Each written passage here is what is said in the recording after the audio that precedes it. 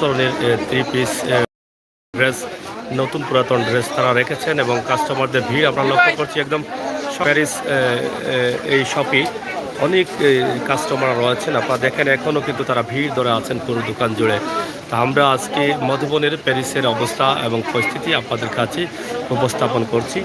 আপনারা দেখেন, দেখে বুঝতে পারছেন যে ঈদের বাজার কতটুকু জমে আছে এবং জমে গেছে। এই মুহূর্তে মধুবনের এই প্যারিস সব থেকেই আপনাদের জন্য আমরা এই ভিডিওটি তৈরি করছি। অনেক কাস্টমার রয়েছেন, কাস্টমারদের জায়গা দিতে পারছেন না। বিশাল বড় একটি দোকান রয়েছে প্যারিস, তারপরও তাদের জায়গা হচ্ছে না কাস্টমারের। আপনারা দেখছেন মধুবন আছি আমরা।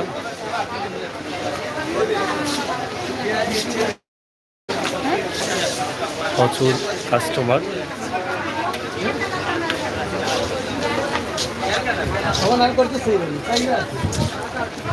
প্যারিস গ্যালারি,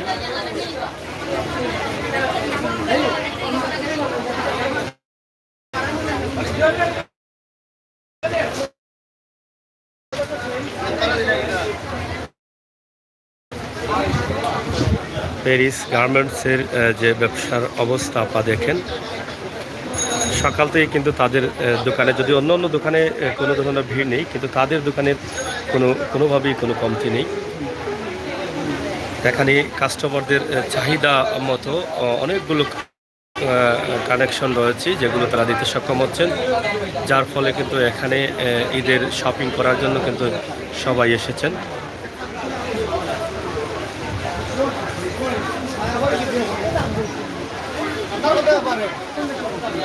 অনেক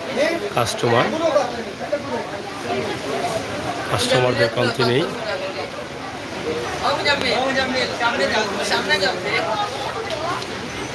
জমে গেছে ঈদের বাজার। এখান থেকে আপনারা বুঝতে পারছেন যে ঈদের বাজার কতটুকু জমেছে। তো প্রিয় দর্শক, সিলেটের ম্যাগাজিন টিভি থেকে আমরা সবসময় সময় উপযোগী ভিডিও দিয়ে যাই। সেই ধারাবাহিকতা আজকের এই প্যারিসের যে ব্যবসা,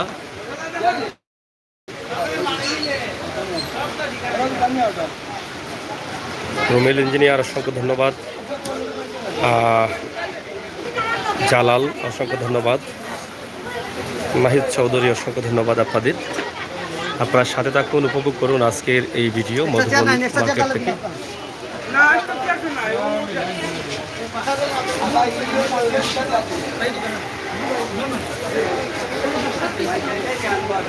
মধুবন মার্কেটের সবচাইতে ভালো ব্যবসা আমরা মনে করতে পারি।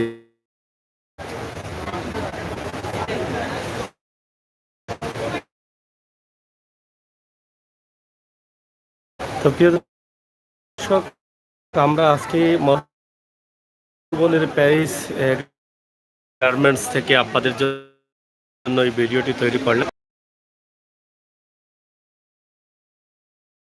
এখানে কাস্টমার দেখি আপনারা বুঝতে পারছেন যতটুকু তারা চাহিদা মেটাতে পারছেন এখানকার কাস্টমারদের। তো তাদের কাস্টমারদের সবসময় তারা কিন্তু সীমিত রেটে কাপড় দিয়ে যাচ্ছেন এবং ভালো সেবা দিয়ে যাচ্ছেন। সুনামের সাথে তারা প্যারিস এই গার্মেন্টস এটা তারা পরিচালনা করে যাচ্ছে। তবে তাদের এখানে নয়, তাদের আরও শাখা রয়েছে। তো এই ব্যবসা দেখে আপনারা বুঝতে পারছেন টাকা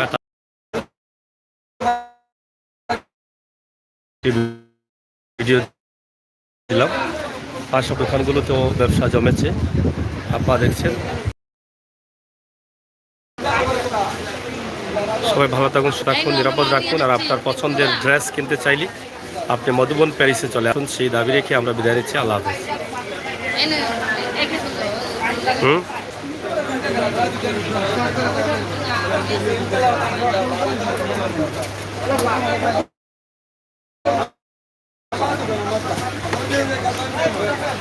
ধন্যবাদ সবাইকে।